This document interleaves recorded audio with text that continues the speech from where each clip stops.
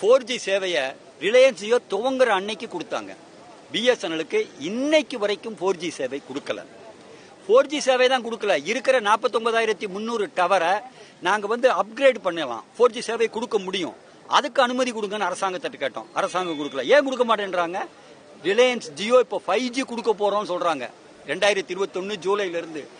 BSNL ஒரு பெரிய பொதுத்துறை நிறுவனம், இதுக்கு 4Gயே கொடுக்கலைன்னா இது என்ன நியாயம்? அப்ப இதுல சதி இருக்குங்கிறத எங்களுடைய குற்றச்சாட்டு.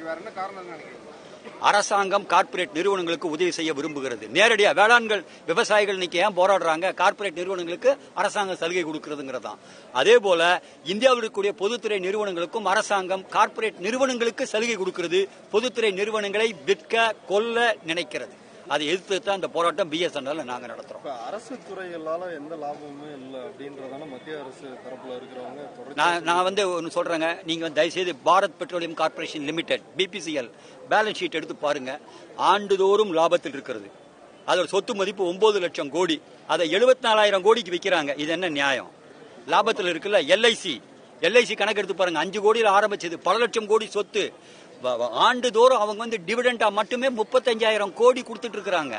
அந்த நிறுவனத்தை தனியாருக்கு கூட 25% பங்கு விற்பனை செய்ய வேண்டிய அவசியம் என்ன?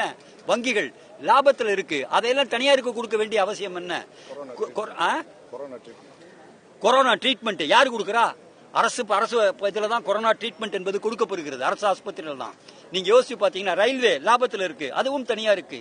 நிலக்கரி லாபத்தில் இருக்கு, அதுவும் தனியா இருக்கு. இது எப்படி நியாயமா இருக்க முடியும்? அப்ப நீங்க தனியாருக்கு கொடுக்க வேண்டும், லாபமா பொதுத்துறை நிறுவனங்களை உருவாக்கி லாபம் வந்த பிறகு அதை தனியாருக்கு கொடுக்க வேண்டும் என்பது அரசாங்கத்தின் கொள்கை. அதை எதிர்த்து தான் நவம்பர் 26ஆம் தேதி நாடு முழுவதும் 25 கோடி பேருக்கு மேல வேலைநிறுத்தம் செஞ்சிருக்கிறோம், அரசாங்கத்தின் கொள்கை எதிர்த்து. அதே தினத்தில் இருந்துதான் இன்று வரை வேளாண் விவசாயிகள் தொடர்ந்து போராடி கொண்டிருக்கிறார்கள். அரசாங்கத்தின் கொள்கை எதிர்த்து போராட கூட்டம். தேங்க்யூ.